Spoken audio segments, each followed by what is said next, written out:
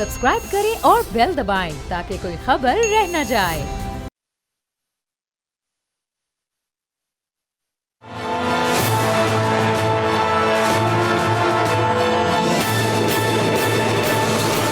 अस्सलाम वालेकुम, मैं बाब जहांगीर। आप देख रहे हैं प्रोग्राम तज्जिया। तमाम अफवाहें दम तोड़ गई हैं, तमाम खदशात ख़त्म हो गए हैं और इलेक्शन की डे और डेट दोनों की अनाउंसमेंट हो चुकी है। 8 फरवरी बरोज़ जुमेरात को इलेक्शन होने जा रहे हैं और अब सुप्रीम कोर्ट की जानिब से बड़े वाज़े अहकामात सामने आ चुके हैं कि 8 फरवरी को इंतखाबात का इनेकाद इलेक्शन कमीशन ने यकीनी बनाना है। उससे पहले तमाम ज़रूरियात को पूरा करना है, तमाम इंतज़ामात मुकम्मल करने हैं और फिर एक इलेक्शन शेड्यूल देना है ताकि तमाम सियासी जमातें अपनी इलेक्शन कैंपेन का आगाज़ कर सकें। और सियासी जमातें पहले ही कुछ जमातें इलेक्शन मोड में आ चुकी हैं। आहिस्ता आहिस्ता अब जल्द से जुलूसे और अवामी मुहिम शुरू हो चुकी है। अवाम में जाने का एक अब रुझान आहिस्ता आहिस्ता बढ़ता जाएगा, लेकिन साथ ही साथ सियासी जमातों को अभी भी चंद शिकवे और शिकायतें हैं और वो है लेवल प्लेइंग फील्ड के। कल तक हम देख रहे थे, बल्कि आज तक पाकिस्तान पीपल्स पार्टी का ये मौक़िफ़ है, ये एतराज़ है कि उनको लेवल प्लेइंग फील्ड नहीं मिल रही। लेकिन आज इसहाक डार ने जब गुफ्तगू की सेनेट में तो उन्होंने ये कहा कि मुस्लिम लीग नून को भी लेवल प्लेइंग फील्ड नहीं मिल पा रही और हमें माजी में कभी लेवल प्लेइंग फील्ड नहीं मिली। और उसके बावजूद हैरानकुन तौर पर ये दोनों जमातें पिछले 15 सालों में एक एक बार हुकूमत कर चुकी हैं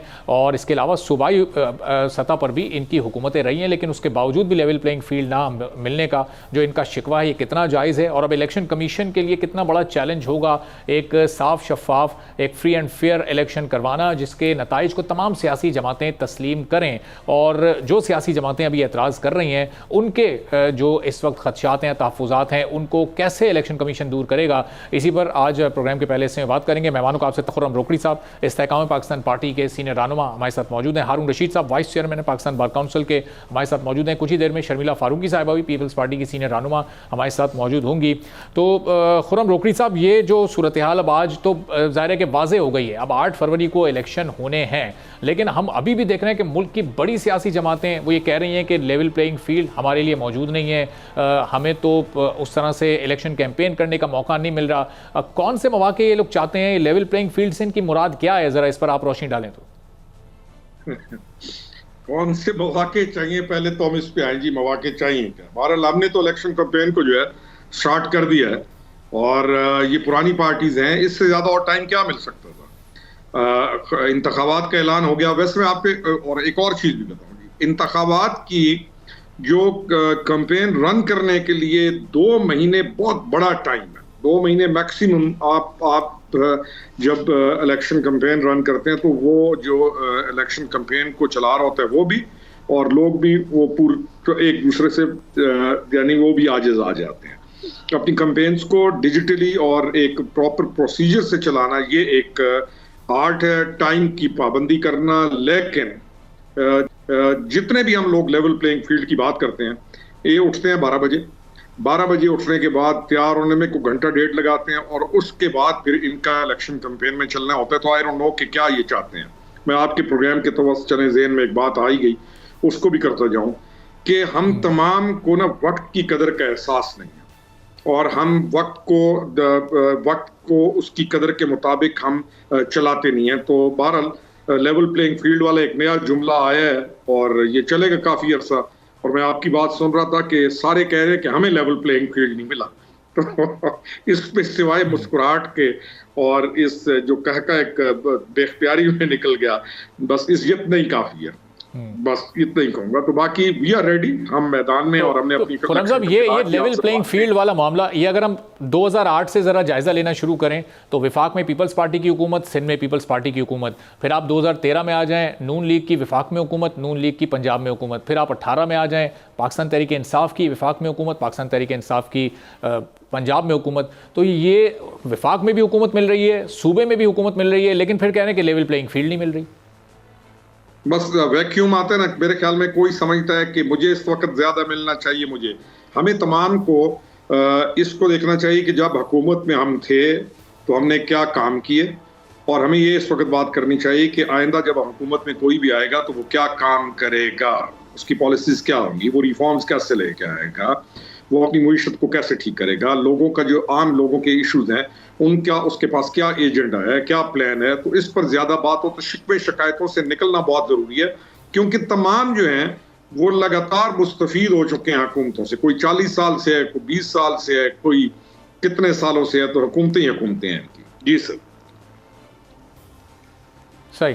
तो हारून रशीद साहब, ये आज तो चूंकि चीफ जस्टिस साहब ने बिल्कुल ही वाजे कर दिया, उन्होंने कहा कि ये इस पर लाजमी अमल दरामद होना चाहिए और अगर मैं ज़िंदा रहा, यहाँ तक उन्होंने कह दिया, तो 8 फरवरी को इंतखाबात का इनेकाद यकीनी तौर पर होगा।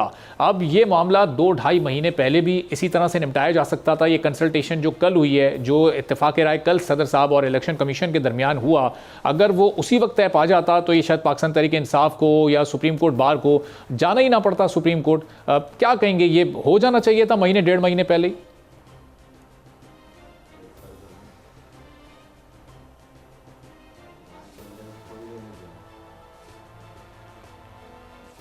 हारून रशीद साहब को आवाज आ रही है?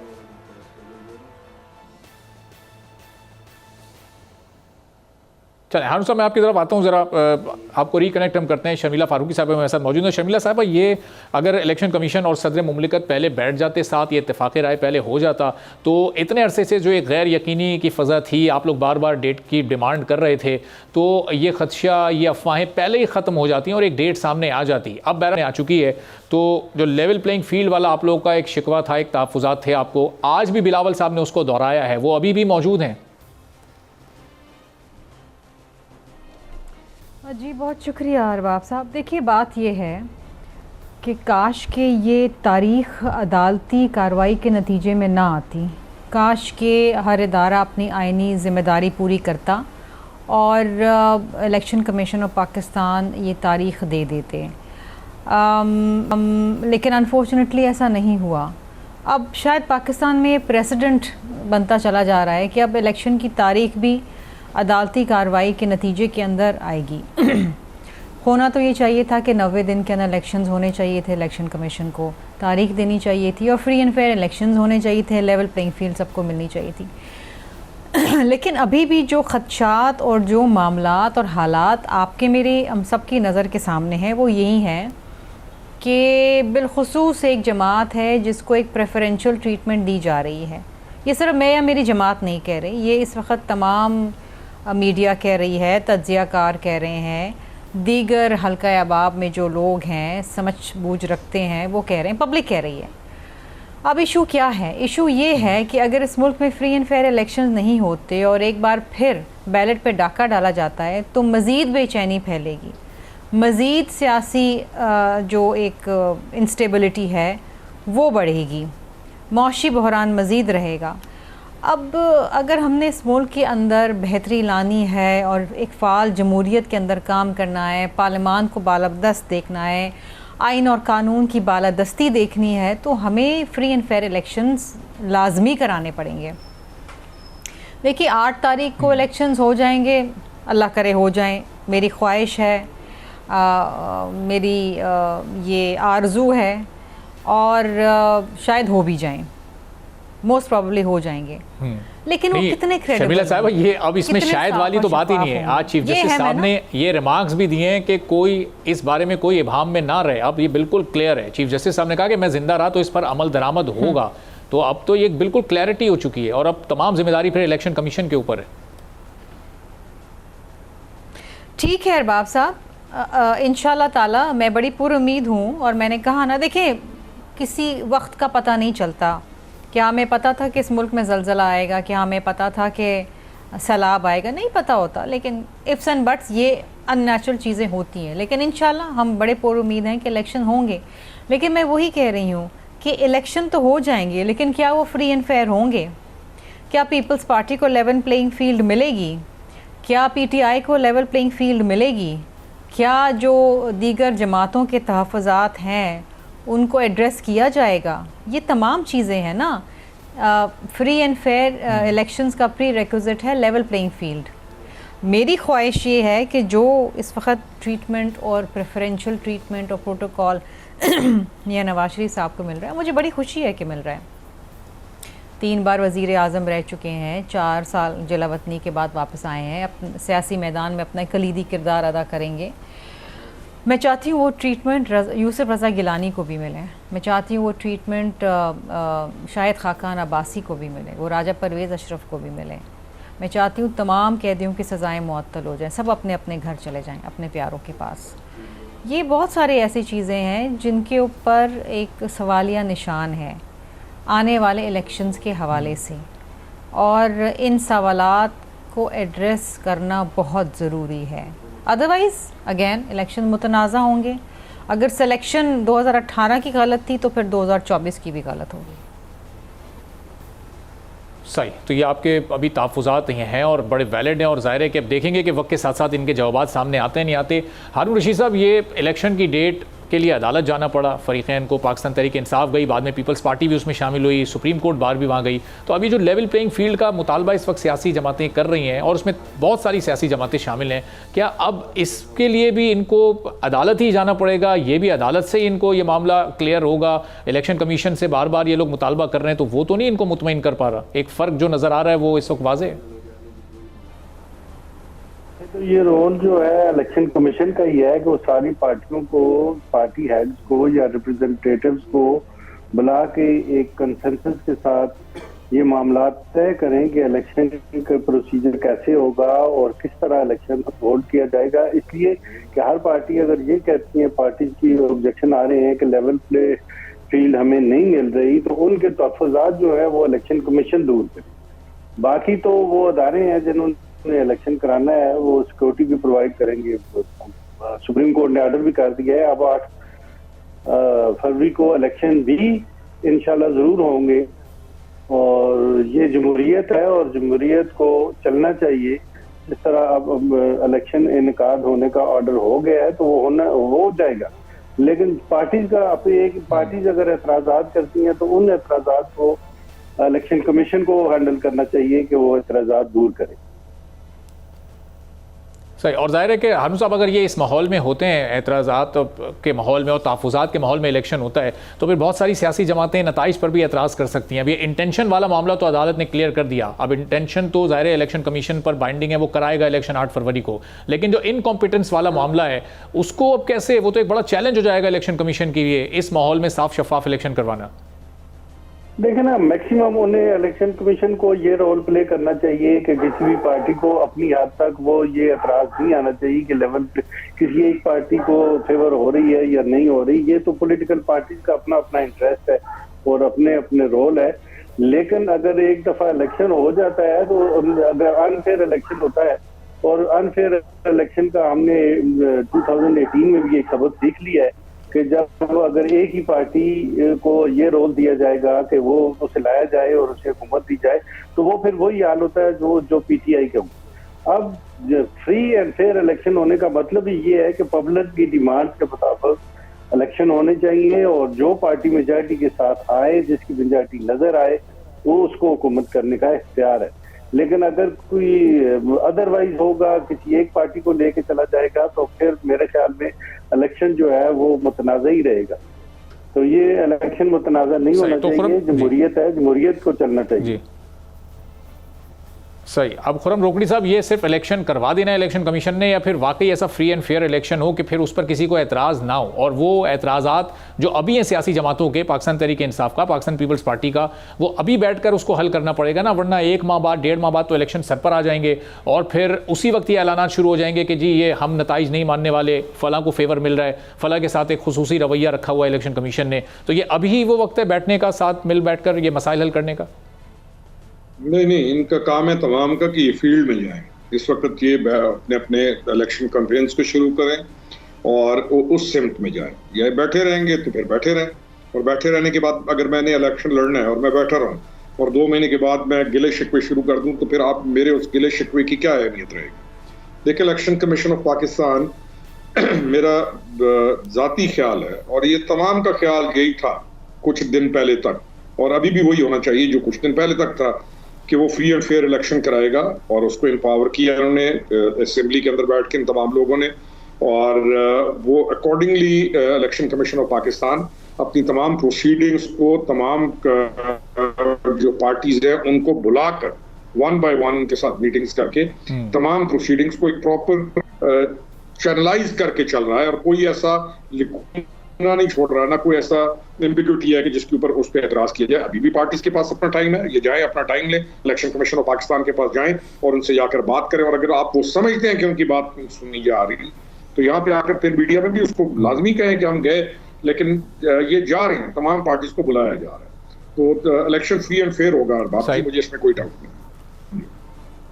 अच्छा, लेकिन खुर्रम साहब ये आप कह रहे हैं इलेक्शन फेयर फेयर होगा, भी आपकी जमात नहीं है लेकिन उसमें लोग तो सारे ही पुराने हैं और बहुत सारी सियासी जमातों को रिप्रेजेंट भी कर चुके हैं, तो आपकी जमात को एज पार्टी इस वक्त नहीं लग रहा कि ये लेवल प्लेइंग फील्ड वाला एक बात की जा रही है उसमें वाकई कहीं कोई दम है, वो हकीकत पर मबनी है, किसी एक सियासी जमात को या एक लीडर को थोड़ा सा ज़्यादा प्रोटोकॉल मिल रहा है, बाकियों के लिए मौके थोड़े कम इस वक्त नज़र आ रहे हैं, ये आपकी नज़र में ऐसा कुछ लग रहा है या आपका तज्जिया है इस पर कुछ? मैं जी वो एक कोशिश करता होता हूँ कि खामखा की तनकीद या जो है ना ऐबों को ना उछालें। आप आज चले जाएं सिंध में, मेरे दोस्त अहबाब हैं पीपल्स पार्टी के, सिंध में भी दोस्त हैं, तो उन्हें मुझे सिर्फ ये बता दें कि जो मिनिस्टर्स गए वापस अपने अपने उनकी गवर्नमेंट खत्म होने के बाद, उनमें से किसी ने अपना प्रोटोकॉल वापस किया? ये चीज आपको सिंध में नजर आएगी। आज भी चले जाएं तो आपको प्रोटोकॉल्स नजर आएंगे, 7 गाड़ियां पुलिस की मूव करता हुआ नजर आएंगी, और वो जब भी अपने इस वक्त भी आप जाएंगे तो आपको तमाम जो बड़े लोग हैं, और बड़े लोग उनमें से अक्सरियत जो है वो दो पार्टीज की है, और दोनों पार्टीज के जो लोगों के साथ आपको अर्बन हो या रूरल हो, तीसरी पार्टी को भी शामिल कर ले, तो वहां पे आपको प्रोटोकॉल मिलते हैं। उनका एक कल्चर है, वो इन चीजों पे एक दूसरे को माइंड भी नहीं करते और एक दूसरे को वो स्पेस भी देते हैं। यही चीज को उनको यहाँ पे भी कैरी करना चाहिए। अब ये जो प्रोटोकॉल वाली चीज चल रही है, मैं ना दिफा कर रहा हूँ, ये नून लीग का काम है अपनी चीजों को दिफा करें, और नून लीग का ही काम है कि ऐसे काम ना करें कि जिसकी वजह से उनके ऊपर इस तरह की बातें आए, लेकिन मेरे ख्याल में ये गैर जरूरी चीज है। हमारा जो इस वक्त सबसे अहम चीज ये है कि हम इलेक्शन की तैयारी करें, अपना पब्लिक के अंदर जाएं, अपना बयानिया लेकर जाएं, और लोगों को ये चाहिए कि वो ये देखें कि मैंने या किसी ने भी जब वो गवर्नमेंट के अंदर था तो क्या किया था। यानी सबसे अच्छा मेयार ये है कि वो ये देखे कि ये आदमी जब पावर में था तो इसने क्या किया। वो ये ना देखे कि क्या कह रहा हूं, कहने को तो पता नहीं क्या कुछ होता है। वो ये देखे कि ये गवर्नमेंट में था, चाहे साल पहले था, चाहे 5 साल पहले था, इन्होंने किया क्या। जब इस तरफ लोग जाएंगे और तराजू उठाएंगे, जज्बात जो वो जो इमोशनल जो उसमें डिसऑर्डर में नहीं जाएंगे और तराजू उठाएंगे, तो उनको समझ आ जाएगी कि हमने किसको वोट करना है। जी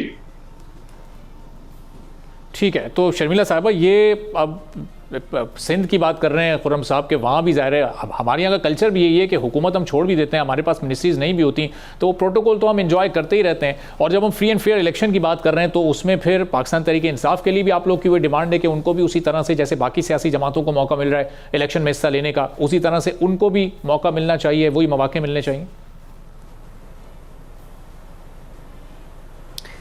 देखिए, हम तो लेवल प्लेइंग फील्ड की जब बात करते हैं तो हमारे जहन में सिर्फ अपनी बात नहीं है, उन तमाम सियासी जमहूरी सोच रखने वाली जमातों की है जो अगले इलेक्शन में हिस्सा लेने जा रहे हैं।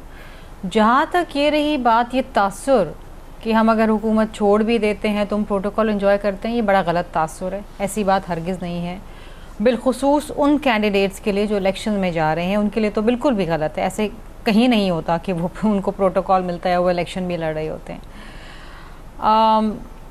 बात ये है कि सिर्फ प्रोटोकॉल की बात नहीं है, बात ये है कि हमने देखा मियाँ साहब की आमद, जिस तरीके से लंदन से एक प्रेफरेंशियल ट्रीटमेंट शुरू हुई, फिर मीनार पाकिस्तान तक, स्टेट लाउंज के अंदर बायोमेट्रिक्स, सो मेनी थिंग्स, और अगले दिन पंजाब गवर्नमेंट ने सज़ा मुअत्तल कर दी। हमें खुशी है, I feel happy that he is a free man as of now.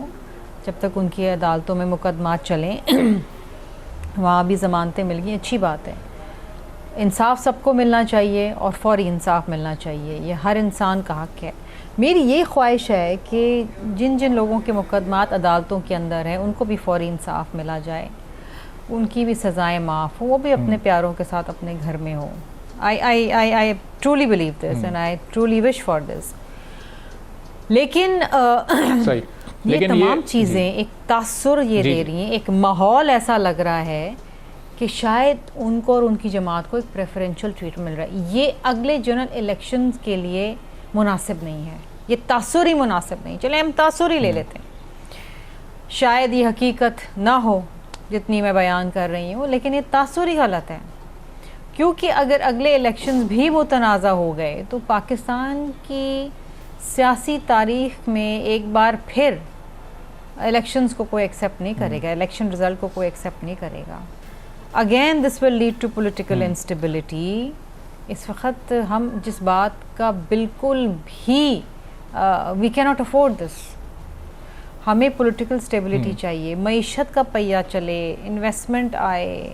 इस वक्त हर किसी ने अपना हाथ रोक लिया है, फॉरेन इन्वेस्टर तो है ही नहीं, लोकल इन्वेस्टर भी हाथ रोक के बैठा हुआ है कि पता नहीं क्या होगा, अगली कौन सी हुकूमत आएगी, होगी कि नहीं होगी, क्या पॉलिसीज़ होंगी।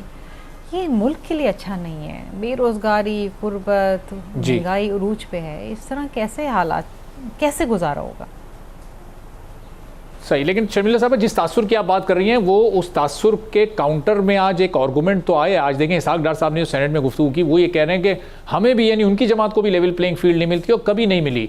अब वो एक अलग बात है कि आपकी वफाक में जब हुकूमत ख़त्म हुई उसके बाद उनकी हुकूमत आई, फिर उनकी पंजाब में भी हुकूमत थी, लेकिन इस और आप लोगों की भी सिंध में और पंजाब फेडरल में हुकूमत रही है। इसके बावजूद वो भी ये कह रहे हैं कि उन्हें भी लेवल प्लेइंग फील्ड नहीं मिलती। अब उनका ये मुतालबा किससे है, वो किससे लेवल प्लेइंग फील्ड मांग रहे हैं? ये तो मुझे भी नहीं पता। आई डोंट नो कि उनको लेवल प्लेइंग फील्ड अगर वो कह रहे हैं कि नहीं मिली तो किस तरीके से नहीं मिली है। इस वक्त तो जो हालात नज़र आ रहे हैं वो तो बड़े सोज़गार हैं इनके लिए और it's a very very convenient and congenial atmosphere for them. मतलब और जिस तरह ख्वाजा आसिफ साहब ने कहा कि जी मैच तो फिक्स्ड है, आपको नहीं पता चला, हमें तो वाकई नहीं पता चला, लेकिन नज़र तो यही आ रहा है कि मैच फिक्स्ड है। सही, तो अब ये उनके इस बयान पे फिर ज़रा थोड़ी सी आप ज़रा तफसील के साथ रोशनी डालें कि फिर उनका मतलब क्या है जब वो आप लोग उनके बारे में ये बात कर रहे हैं और वो ऑलरेडी ये बता रहे हैं, तो उनका इशारा फिर किसी और जानिब होगा। वो अपने बारे में तो नहीं कह सकते कि मैच फिक्स है। उनका इशारा अपनी जानिब है। वो तो हमें कह रहे हैं कि आपको पता नहीं चला कि मैच फिक्स्ड है, मैच तो फिक्स्ड है। तो जब वो खुद एतराफ़ कर रहे हैं इस बात का कि मैच फिक्स्ड है तो फिर उसके आगे मैं क्या कहूँ? ठीक है, तो हारून रशीद साहब, अब ये इस माहौल में अगर आप सोचें कि इलेक्शन होंगे, अगर एक सियासी जमात को दूसरी पर तहफ़्फ़ुज़ात हों, दूसरी पहली पर कर रही हो, तीसरी सियासी जमात ही कह रही हो हमारे पास मौक़े नहीं है, हमें तो फ्री फील्ड ही नहीं मिल रही है, तो फिर इन हालात में होने वाले इलेक्शन क्या होने से पहले मुतनाज़ हो जाएंगे? और जब पहले मुतनाज़ हो जाएंगे तो फिर उनके नताइज की क्या हैसियत होगी? लेकिन इन सारी चीज़ों को इलेक्शन कमीशन को इंश्योर करना चाहिए कि जो जिस पार्टी की जो रिजर्वेशन है उनको रिजॉल्व किया जाए और सारी पार्टियों को कंसेंसस के साथ एक फैसले पर आना चाहिए कि इलेक्शन किस तरह होना चाहिए और उसका यानी कि ये ऑब्जेक्शन ना आए कि इलेक्शन जो है वो अनफेयर हुआ है। तो इसलिए इलेक्शन कमीशन ये सारा रोल प्ले करने का मेरे ख्याल में जिम्मेदारी उन्हीं पे है और वो करें और इनके जो भी तहफ़्फ़ुज़ात हैं वो उनको टैकल करें और सुने। और फिर मीडिया पे भी आएगा कि कौन सी पार्टी, अगर पार्टियों की ये सिर्फ शिकवा है वो भी देखा जाएगा, या किसी को अगर लेवल प्ले फील्ड नहीं मिल रही वो भी सामने आ जाएगा, या किसी पार्टी को फेवर किया जा रहा है तो वो भी, ये जब ओपन डिबेट हो जाएगा इलेक्शन कमीशन के पास तो मेरे ख्याल में ये सारी पार्टियां मिल बैठ के, पार्टियों को भी फायदा यही है कि इलेक्शन हो। अगर पार्टियां एतराज करें कि ये जी हमें नहीं मिल रहा मौका या किसी एक को मिल रहा है, ये ऑब्जेक्शन तो किसी हद तक मुझे नहीं पता ये ठीक हो है या नहीं है, लेकिन इलेक्शन होना चाहिए। ठीक है, चलें हारून रशीद साहब, पॉइंट आपका आ गया। यहाँ ब्रेक लेना है और एक बड़ी अहम डेवलपमेंट भी इस दौरान हुई है और उस बड़ी अहम डेवलपमेंट पर एक छोटे से ब्रेक के बाद बात करते हैं। तीनों मेहमान हमारे साथ ही मौजूद हैं, वापस आते हैं एक ब्रेक के बाद।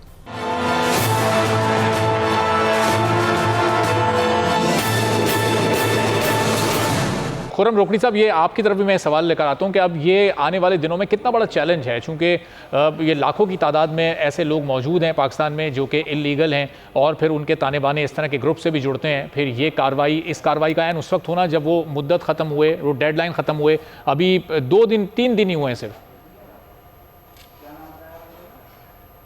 देखिए, ये तो एक प्रॉपर इन्वेस्टिगेशन होगी और वो निकल आएगा कि कौन लोग हैं। हमारी एजेंसीज की कैपेबिलिटी में कोई शक नहीं है। हमारे लिए जो सबसे अहम चीज़ है वो है कि हमारी पॉलिटिकल स्टेबिलिटी जो है वो हमारी इकोनॉमी के साथ जुड़ी हुई है और हमारी इकोनॉमी जो है वो जुड़ी हुई है बलूचिस्तान और हमारा फ्यूचर और हमारा जो गवादर का और हमारा जो अगले डिजाइन है उनके साथ। अब उस तमाम चीज को एक मुल्क है इंडिया, जिसको मालूम है इस खित्ते के अंदर कि आप किस डायरेक्शन में चाह रहे हैं और आप किस डायरेक्शन में और आपको कहाँ कहाँ आप स्ट्रांग होने जा रहे हैं। तो उस तमाम चीज को डीरेल करने के लिए उन्होंने अपने तमाम जो कुव्वत लगाई हुई है हर लिहाज से, चाहे सोशल मीडिया है, चाहे ये जो ट्विटर है इसके ऊपर है, एंटायर पाकिस्तान उनकी मूवमेंट चल रही है, चाहे कोई पॉलिटिकल उस झंडे को इस्तेमाल करके कर रहे हो, कुछ भी कर रहे हो। तो इस वक्त पाकिस्तान एक ऐसे मरहले से गुजर रहा है जहां पे हम तमाम पॉलिटिकल पार्टीज को इस चैप्टर को सबसे ज्यादा अहमियत देते हुए आगे जाना है, क्योंकि हमारी बका इसमें है, मुल्क की बका इसमें। आज 14 शहादतें हैं, ये कोई थोड़ी शहादतें नहीं है, और ये चैलेंज रहेगा और हमने इस चैलेंज को दूर करना है। उस दूर करने के लिए सिर्फ फोर्सेस जो हैं वो दूर नहीं किया करती। जैसे ब्रिगेडियर साहब कह रहे थे कि एक चैप्टर है फोर्सेस का और एक चैप्टर है हम लोगों का, हम पॉलिटिकल पार्टीज का। हमें बहुत संजीदगी के साथ और हमें पॉलिटिकल एक्सीलेंस के तहत आगे बढ़ते हुए पाकिस्तान को सिक्योर करना है, पाकिस्तान के फ्यूचर को सिक्योर करना है। हमारी फोर्सेस उस फ्यूचर को सिक्योर करने के लिए मौजूद हैं ऑन ग्राउंड, लेकिन अब हमारी जिम्मेदारी है कि हम गवर्नमेंट्स में आके अपनी गवर्नमेंट्स को स्ट्रेंथ पे लेकर चलें कि ये क्राइसिस खत्म हो और हम अपने मुआहिदों को जो जिस तरीके से हम करते हैं उनको हम उनका पास रखें और अपने पाकिस्तान की इकोनॉमी के लिए किसी भी और तरफ जाने की हमें जरूरत नहीं है, और अहल और केपेबल लोगों को हम मकामात पर बिठाकर इदारों के साथ मिलकर पाकिस्तान को आगे लेकर जाएं। और इंशाअल्लाह हम उस सिमत में जा रहे हैं। ये चैलेंजेस हैं, इनसे निपटा जाएगा और हमें पाकिस्तान की कैपेबिलिटी में या अपनी फोर्सेस की कैपेबिलिटी में हमें कोई शक नहीं। आने वाले दिनों के अंदर इंशाअल्लाह ताला जो भी गवर्नमेंट आएगी वो गवर्नमेंट भी इंशाअल्लाह पूरी स्ट्रेंथ के साथ अपने मुल्क के साथ वफादारी के साथ इन तमाम चैलेंजेस को मीट करेगी और इन तमाम जो एलिमेंट्स हैं जिनको सपोर्ट आ रही है मुख्तलिफ जगहों से, और जैसे रॉ का तज़किरा किया ब्रिगेडियर साहब ने, और फिर रॉ के सहूलतकार चाहे कहीं पे भी हैं, कोई भी हैं, जीरो टॉलरेंस के साथ उनके साथ डील किया जाना चाहिए, किया जा रहा है और इंशाल्लाह आने वाले दिनों में भी किया जाएगा। सही जी शर्मिला साहबा, ये बड़ी अहम बात की खुर्रम रोकड़ी साहब ने। और जब भी हमने माजी में भी देखा है कि जब भी कौमी सलामती का कहीं कोई इशू आता है तो तमाम सियासी जमातें अपने सारे इख्तलाफात भुलाकर एक पेज पर आती हैं, बैठती हैं फोर्सेस के साथ, फिर नेशनल एक्शन प्लान्स भी बनते हैं, उन पर अमल दरामद भी होता है। और उस वक्त हम देखते हैं कि जो सियासी और अस्करी हुक्काम है वो बिल्कुल एक साथ एक पेज पर चल रहे होते हैं। तो एक बार फिर वो वक्त आया है कि तमाम सियासी जमातों को यकजा होकर और अपनी फोर्सेस के साथ शाना बशाना खड़ा होना होगा और अपना अपना किरदार अदा करना होगा। आगे चाहे वो किसी की भी हुकूमत आए, पॉलिसीज़ की कंटिन्यूएशन बड़ी ज़रूरी है।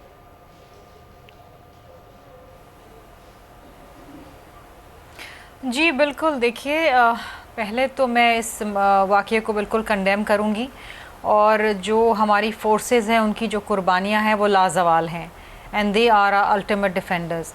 और उन्होंने जो शहादतें नोश की हैं उनकी फैमिलीज़ के साथ हम उनके दुख में शरीक हैं। देखिए, जब भी मुल्क के अंदर पॉलिटिकल इंस्टेबिलिटी आएगी तो वो तीसरी कुव्वत जो है वो उसका फ़ायदा उठाती है, और यही कुछ हो रहा है। जो पहले हम बात कर रहे थे कि ये मुल्क जो है अब अफोर्ड नहीं कर सकता मज़ीद पॉलिटिकल इंस्टेबिलिटी, एक स्ट्रॉन्ग कॉन्स्टिट्यूशनल इलेक्टेड गवर्नमेंट का होना बहुत ज़रूरी है, इसलिए फ्री एंड फेयर इलेक्शन का होना बहुत ज़रूरी है। देखिए, जहाँ मुल्क की सलामती की बात आती है वहाँ पर किसी किस्म का कोई कॉम्प्रोमाइज़ नहीं हो सकता। वहाँ सारे अपने माजी के, हाल के, मुस्तकबिल के सारी तलखियाँ मिटा के तमाम सियासी जमातों को अपनी फ़ौज के साथ, अपनी फोर्सेस के साथ शाना बशाना खड़ा रहना पड़ेगा, और हम रहते हैं। ये आपको याद होगा जब स्वात में हमने ऑपरेशन किया था तो उस वक्त सदर जरदारी सदर मुमलिकत थे और हमने ये मामला पार्लियामेंट में रखा, पार्लियामेंट में इस पर डिबेट हुई, पूरी कौम, पूरी पार्लियामान पाक अफवाज के पीछे थी और एक कामयाब ऑपरेशन हुआ। तो एक पेज पे होना तो इंतहाई ज़रूरी है और हमें अपनी फोर्सेस को इनकरेज भी करना है, उनकी कुर्बानियों को सराहना भी है। और देखिए, हमारी फ़ौज दुनिया की दीगर फ़ौजों से बेहतर है। जो कुर्बानियाँ हमने दी हैं वो कोई सोच भी नहीं सकता है। जो कोलैटरल डैमेज हुआ है वो तो अलग है, लेकिन जो जानों का नजराना दिया है और जिस तरीके से हम शहादत को अपना ताज समझते हैं, ये कोई और कौम ऐसी कुर्बानी नहीं दे सकती। और इस वक्त अगेन मैं आपको कहूँगी कि मुल्क में इंतहाई चैलेंजिंग हालात हैं, इंतहाई नाजुक मोड़ पे हम खड़े हैं। अनफॉर्चुनेटली ये मुझे कहना पड़ रहा है, और इस वक्त हमें तमाम चीज़ें भुला के, तमाम नफ़रतों को एक तरफ रख के, तमाम डिफरेंसेस को एक तरफ रख के यकजा हो के एक आवाज़ से इसे कंडेम करना है और अपनी फोर्सेस के साथ खड़े रहना है। सही। तो हारून रशीद साहब, ये जो सूरत हाल ज़ाहिर अमन व अमान की और सिक्योरिटी की कुछ इलाकों में बहुत ज़्यादा ख़राब है और वहाँ ज़ाहिर बेहतरी लाने की कोशिश की जा रही है, तो ये जैसे हम पहले भी गुफ्तगू कर रहे थे, तो ये भी आम इंतखाबात के इनेकाद के लिए एक बड़ा चैलेंज हो सकता है, चाहे उन्हीं चंद इलाकों की हद तक हम बात करें। तो ये इन हालात से निपटना भी इस कम महदूद वक्त में इंतखाबात से पहले बड़ा ज़रूरी होगा।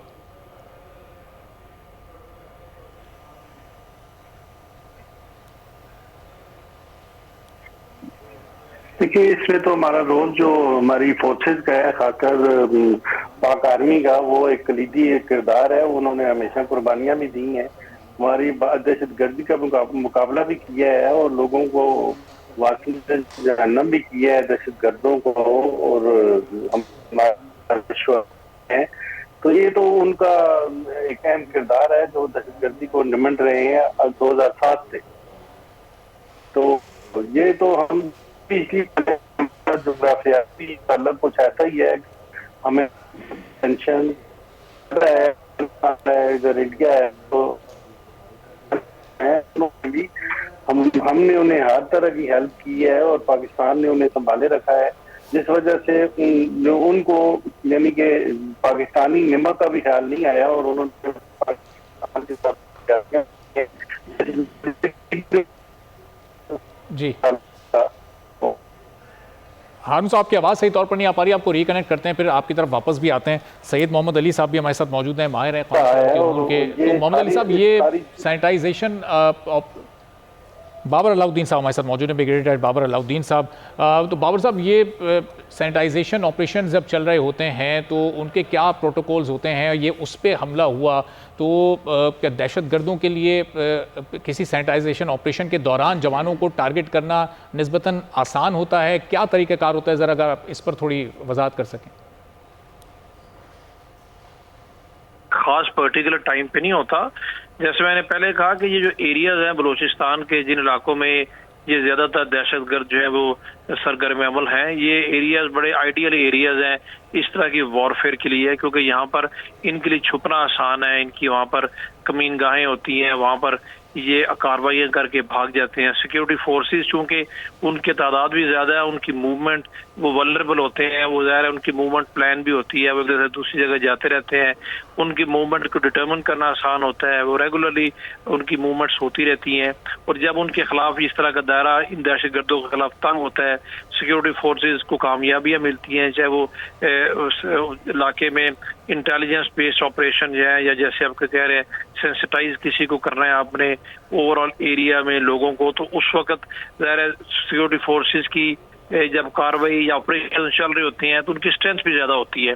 तो ये लोग छुप के उस वक्त इस तरह की कार्रवाइयां करते हैं। ये इस तरह की जंग जो होती है उसमें यही एक तरीका कार होता है, चाहे वो आप दहशतगर्दी के खिलाफ जो हमारी फाटा के इलाके में इतने अरसे से हम जंग लड़ रहे हैं या बलूचिस्तान के इलाके में है। जैसे मैंने पहले कहा कि जब वो इस तरह का हमला करेंगे, एम्बुश करेंगे, गाड़ी को टारगेट करेंगे, कोई सॉफ्ट व्हीकल होगी जो कॉन्वॉय से आगे पीछे होगी, उसको करके फिर वो भाग जाते हैं। उसमें ये उसका कतई मतलब नहीं है कि सिक्योरिटी फोर्सेस की कोई खुदा न खास्ता कोई कमजोरी है या उनकी कैपेबिलिटी में किसी किस्म को क्वेश्चन आना चाहिए कि वो कैपेबल है, उन्होंने माजी में भी ये किया और आइंदा भी इंशाल्लाह करते रहेंगे। लेकिन चूंकि जैसे मैंने पहले कहा उनके लिए दहशतगर्दों के लिए करना आसान होता है बिकॉज वो भाग जाते हैं, वो पहले से एम्बुश लगा के बैठे होंगे। अभी आई एम श्योर कि इसके बाद इलाके पूरे में एक कोऑर्डिनेट सर्च ऑपरेशन जारी होगा, उसमें ये लोग मारे भी जाएंगे, पकड़े भी जाएंगे, उसमें बाज़ औक़ात हमें कुछ पता चल जाएगा, कुछ लोग होंगे जो जिनका पता ही नहीं चलेगा। इनमें से ऐसा कोई भी नहीं होता कि जो बहुत अरसे तक कानून नाफिज करने में अदारे या सिक्योरिटी फोर्सेज छुपता फिरे। कुछ अर्सा तक छुप जाएगा, फिर मारा जाएगा, और उनका मकसद यही होता है। ओवरऑल मकसद यही है। देखें, ये खबर फैली है मीडिया के जरिए, सबको पता चला है, नेशन, पूरी कौम ज़रा गम भी, तकलीफ भी है, अफसोस भी है, आप थोड़ा सा डिमोरलाइज भी होते हैं। ये इनका पर्पज भी ये होता है इन दहशतगर्दों को। पता उनको भी है कि कभी ये जंग जीत इंशाल्लाह कभी नहीं सकते। खासतौर पर पाकिस्तान की फौज दुनिया की बेहतरीन फौज है, और उसने साबित किया है लास्ट 20 ईयर्स में दहशतगर्दी के खिलाफ इतनी लंबी जंग, इतनी कामयाबी से तारीख में दुनिया की किसी फौज ने नहीं लड़ी। कोई 10 साल बाद भाग गया, कोई 5 साल बाद भाग गया। आप देख रहे हैं हमारे नेबरहुड में क्या कुछ होता रहा। हमारी फौज ने इतनी बड़ी कामयाबी हासिल की और इतनी डिटर्मिनेशन से लड़ रहे। तो ओवरऑल तो इसका कोई, जहाँ तक फौज का ताल्लुक है, कोई बहुत बड़ा फर्क नहीं पड़ता, बट नेचुरली वक्ती तौर पे थोड़ा सा एक इफेक्ट जरूर आता है, और वो इफेक्ट आना भी चाहिए। वो एक नेचुरल कुदरती बात है। बट मैं ये जरूर कहूंगा कि इस तरह के मौके पे, इन हालात में हमें यकजा होके भरपूर तरीके से, जितना ह्यूमनली पॉसिबल, हर कोई अपनी अपनी कैपेसिटी में फौज की मदद करे, फौज को सपोर्ट करे, चाहे वो गवर्नमेंट है, सोसाइटी है, मीडिया है, सिविल सोसाइटी के लोग हैं, अहले कल इल्म दानिश हैं, लिखने वाले हैं, बोलने वाले हैं, ताकि हमारी फोर्सेस का मोराल जो कि अल्हम्दुलिल्लाह मजबूत और हाई है, मजीद हाई रहे, और इन दहशत गर्दों का कला काम न करने। और यकीनी तौर पर ब्रिगेडियर साहब, तमाम सियासी जमातें, तब पूरे मुल्क की पूरी आवाम, एक एक बच्चा दिलो जान से पाक फ़ौज के साथ खड़ा है। और ज़ाहिर है कि जिस तरह पाक फ़ौज एक बहादुर फ़ौज है, हमारी कौम भी बहुत बहादुर है। हारून रशीद साहब, आपका पॉइंट अधूरा रह गया था, अपनी बात आप मुकम्मल कर लीजिएगा, फिर मैं खुर्रम साहब की तरफ सवाल लेके जाता हूँ। देखिए, मैं इसी तरह जिस तरह ये साहब फरमा रहे थे कि हमारी फोर्सेस की बड़ी कंट्रीब्यूशन है, उनकी कुर्बानियां हैं, तो इनको तो टैकल वो कर भी रहे हैं और इंशाल्लाह करें भी, और सारी कौम भी हमेशा फौज के साथ थी। ये कोई क्वेश्चन ही नहीं है कि हमारी कौम जो है वो फौज के साथ नहीं है। फौज है तो हम है, और हमारी सरहदें अगर पे जो डिफेंड हो रही हैं वो सिर्फ हमारी फौज की वजह से हो रही हैं। आज हम अगर सुकून से सोते हैं तो अपनी फौज की वजह से सोते हैं। ये तो एक हमारा ऐसा अदारा है जिस पे हम सब लोग रिलाई करते हैं और उनकी कुर्बानियों को अप्रिशिएट करते हैं। उनकी खातिर मैं समझता हूँ कि हमारी पूरी कौम जो है वो कुर्बानी देने के लिए तैयार है। जो भी हमारी फौज कहेगी वो करना चाहिए, इसलिए कि वो दहशतगर्दी का भी मुकाबला कर रहे हैं और मुल्क को वो डिफेंड भी कर रहे हैं। तो ये जो आज का वाक़ा हुआ है ये भी अफसोसनाक है, हम इसे कंडेम करते हैं। लेकिन हमारे सिक्योरिटी इदारे जिनको ये पता है और जिनकी इंफॉर्मेशन में जिधर जिसका भी कोई ठिकाना है उसको उसका कमा करना चाहिए। ठीक है, तो खुर्रम रोकनी साहब, ये जो इस तरह के दहशतगर्द ग्रुप से मखसूस हसास इलाकों में काम कर रहे हैं, ये इनका इस तरह की कार्रवाइयों का मकसद क्या होता है? ये कोई शॉर्ट टर्म गोल इनका मकसद होता है, कोई लॉन्ग टर्म प्लानिंग इनके जहन में होती है? ये इससे हासिल क्या करना चाहते हैं? देखिए राजवी, हासिल ये क्या करना चाहते हैं? पाकिस्तान को डिस्टेबलाइज कौन देखना चाहता है? एक होती है आपके मुल्क को कोई डिस्टेबलाइज करना चाहता है, कुछ लोग होते हैं या कुछ कुव्वतें हैं या कुछ एक खास इलाका है जो चाहता है कि आपका वजूद मिटे। तो पाकिस्तान के वजूद का दुश्मन कौन है? इंडिया है। वो वजूद, ये जो आरएसएस का नजरिया है और जो वहां पर इस वक्त उनकी गवर्नमेंट है, वो आपके वजूद से भी खाइफ है, वजूद को भी मिटाना चाहते हैं। तो वो जो चाहते हैं तो वो तो अपनी हरकतें करते रहे। अब उनका इशू क्या है? हमारा जो ये पूरा एरिया है या हमारा जो खित्ता है, इसके अंदर चाइना एक बहुत बड़ा किरदार है। चाइना का एक बहुत मजबूत मुल्क है। आपके और चाइना के अल्हम्दुलिल्लाह बहुत अच्छे ताल्लुकात हैं। आप और चाइना आने वाले दिनों के अंदर कुछ यानी कि आप बेहतरी की तरफ, इकोनॉमी के अंदर आप बहुत आगे जाने का आपके लिए चांसेस हैं। इंडिया अपनी तरफ से एक रीजनल सुपर पावर बनने की ख्वाहिश में है। मैं एक किताब है अर्थशास्त्र, उनका एक स्कॉलर था पुराना चांकिया, उसकी लिखी हुई किताब है।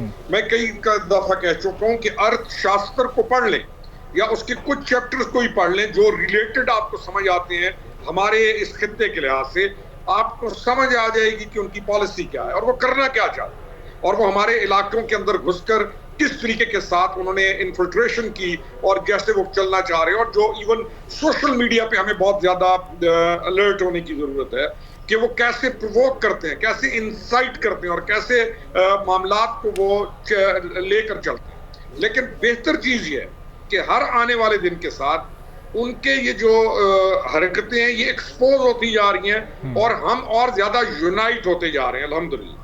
तो उनका मकसद एक ही है, आपकी इकोनॉमी को, आपके मुल्क को किसी तरीके से आगे बढ़ने ना देना। हमारा एम क्या होना चाहिए कि हमने हर सूरत में अपने मुल्क का दिफा करना है, हमने अपनी इकोनॉमी को ग्रो करना है, हमने अपने एसेट्स का दिफा करना है, हमने अपने वसाइल का, ज़खायर का, जो हमारी मादनियात हैं, हमने उनका दिफा करना है और उनका फायदा हमने अपनी अवाम को पहुंचाना है। ये हमारा काम होना चाहिए हुकूमतों का। हमारे पास फोर्सेस मौजूद हैं, तो ये कोलैबोरेशन है, हम तमाम का मिलकर आगे चलेगा। बिल्कुल। और आखिरी पॉइंट पे ये दूंगा कि इस तमाम दौरान में कोई भी शख्स या कोई भी आदमी जो आपकी फोर्सेस के खिलाफ एक मूवमेंट लेकर चले या कहीं पर भी कोई बात चले, वी हैव टू सी कि वो क्यों कर रहा है और उसके पीछे कौन है जो उसको प्रोवोक कर रहा है या इंसाइट कर रहा है, क्योंकि ये तमाम मुल्क दुश्मनी की चालें हैं जिनको आप और हम फेस करते आ रहे हैं। सही। तो शर्मिला साहब, अगर पाकिस्तान की हमेशा एक कोशिश होती है कि तमाम हमसायों के साथ अच्छे ताल्लुकात रखे जाएं, अमन व अमान के साथ आगे चला जाए, चूँकि ज़ाहिर है जब हालात बेहतर होते हैं तभी कोई ख़ित्ता या कोई मुल्क तरक्की कर सकता है, अकेले किसी के लिए तरक्की करना इस तरह आसान नहीं होता। तो अब इस तरह की अगर मज़मूम कार्रवाइयाँ की जाएंगी तो फिर ज़ाहिर है ताल्लुकात में बेहतरी की उम्मीद तो फिर ना ही रखें, सामने वाले का जवाब फिर ना ही है, इसका मतलब।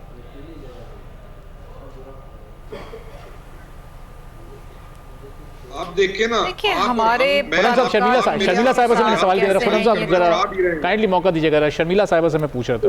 Okay, I am sorry no issue.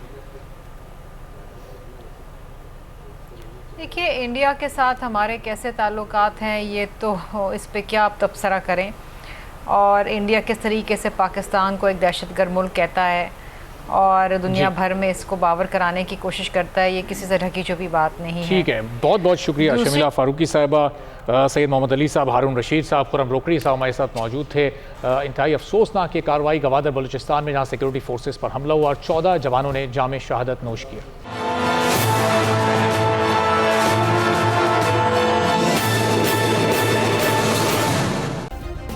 Subscribe करें और बेल दबाएं ताकि कोई खबर रह न जाए।